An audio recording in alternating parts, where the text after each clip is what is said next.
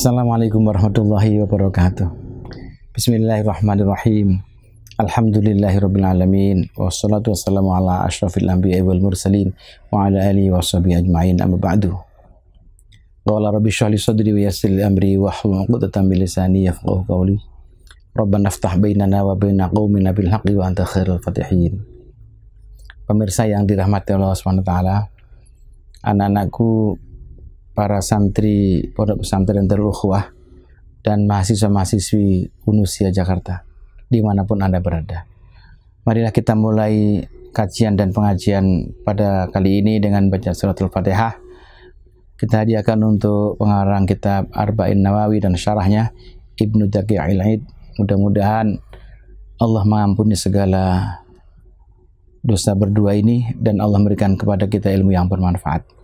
Al-hadiniyah wa antusalliha wa liman hadha kitab wa li syarhi wa annahu tana'ul man nafi'ah min ad-dunya ila yaumil qiyamah. Sya'ul lana wa lahumul fatihah. A'udzu billahi minasyaitonir rajim. Bismillahirrahmanirrahim. Alhamdulillahirabbil alamin arrahmanir rahim maliki yaumiddin. Iyyaka na'budu wa iyyaka nasta'in ihdinas siratal mustaqim. Shiratal ladzina an'amta 'alaihim ghairil maghdubi 'alaihim waladdallin. Amin. Al-haditsul rabi' asyar, hadis yang ke-14. An Ibni Mas'udin radhiyallahu ta'ala anhu qala Rasulullah, bersabda sahabat Rasulullah sallallahu alaihi wa alihi wasallam, la yahillu, tidak halal, tidak dibenarkan, apa damu mri'in muslimin, mengalirnya darah seseorang yang Islam, illa bi ihda thalasin, kecuali dengan 3 perkara. Yang pertama, as-sayyibuz zani, apabila ada orang tua, orang yang sudah punya suami yang zina. Wan nafsi bin nafsi, yang kedua, apabila orang yang membunuh diri, maka dengan dibunuh dirinya. Wat tariku lidinihi, yang ketiga, orang yang meninggal agamanya atau murtad. Al-mufariqu lil jamaah, yang keluar dari kelompok jamaah Islam. Hadirin para pemirsa yang dirahmati oleh Allah Subhanahu wa taala, fi ba'di riwayat al-muttafaq 'alaiha, sebagian riwayat yang disepakati ulama, la yahillu damu mri'im muslimin yashhadu an la ilaha illallah wa anni rasulullah illa bi ihda thalathin. Jadi ada teks hadis yang lain yang mengatakan seperti yang terakhir tadi itu. Faqaulu yashhadu an la ilaha illallah wa anni rasulullah kat tafsir li qaulihi muslimin wa kadza qauluhu al mufariq lil jamaah kat tafsir li qaulihi at-tariq lidini. Jadi redaksinya berbeda tetapi sesungguhnya maknanya serupa dan sama. Wa qad istadalla ba'duhum ala anna tarika shalah yuktalu litarkiha li'anna tarkaha yusama min hadis salasa. Ada sebagian ulama yang menyatakan pendapatnya bahwa ini keras, tapi orang yang meninggalkan sholat itu bisa dibunuh karena meninggalkan sholat itu yusama min hadis salasa. Meninggalkan sholat itu termasuk meninggalkan salah satu dari 3 tadi. Tapi wa fi hadil masalah khilafun bainal ulama. Dalam masalah ini ada khilaf, ada beda pendapat antara ulama. Minhum man yukaffiru tarika shalah. Pendapat pertama adalah yang menyatakan orang yang tidak sholat itu kafir. Dan ini akibatnya menjadi seperti ulama terdahulu tadi itu, boleh dibunuh. Wa minhum man la yukaffiru. Ada yang kedua, orang yang tidak sholat itu tidak kafir. Wastadalla ba'du man yukaffiru. Apa alasannya orang yang mengkafirkan? Bil hadisil akhar wa qauluhu sallallahu alaihi wasallam, dengan hadis lain yaitu ucapan Nabi, umirtu an uqatilan nasa hatta yashhadu alla ilaha illallah wa anni rasulullah wa yuqimus shalah wa yutuz zakah. Qala, jadi kata-kata umirtu an uqatilan nas hatta yashhadu itu dijadikan dalil kepada ulama-ulama yang menghukumi berarti kalau meninggalkan salat itu berarti sudah kafir dan boleh dibunuh. Nah, bagi ulama yang mengatakan belum, fawajad dalil annahu waqafal ismah ala majmu'i syahadatain wa iqamas shalah. Tidak tetap terjaga, jangan dibunuh, nggak boleh. Kenapa? Karena dia bisa dihukumi atau boleh dibunuh itu apabila dia kumpul.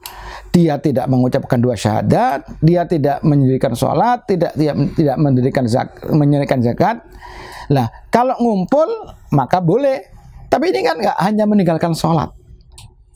Dia masih zakat, dia masih syahadat, dia masih menjalankan yang lain, hanya tidak sholat. Maka ulama yang kedua menyatakan itu belum dikatakan kafir, dan itu belum boleh, tidak boleh dinamakan dengan orang yang halal darahnya.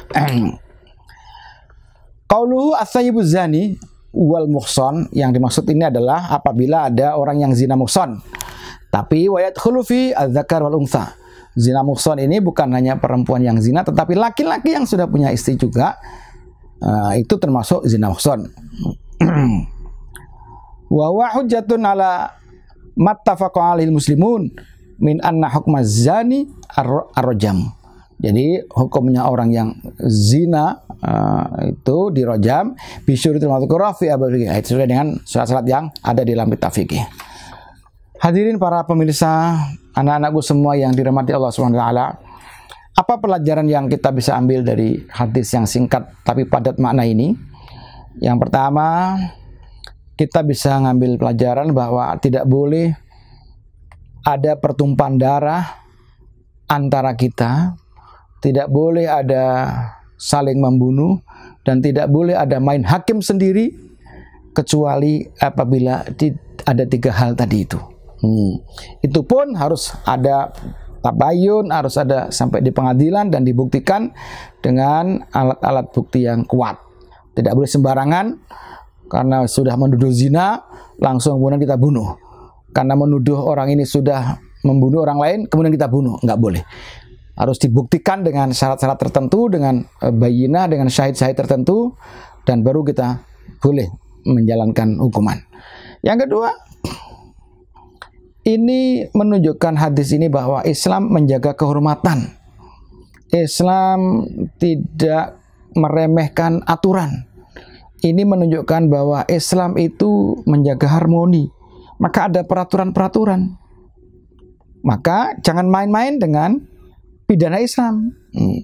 Kalau ini terkesan Islam pidananya keras, itu karena memang mengandung edukatif. Bahwa orang tidak boleh main-main berbuat zina. Orang tidak boleh main-main membunuh orang lain.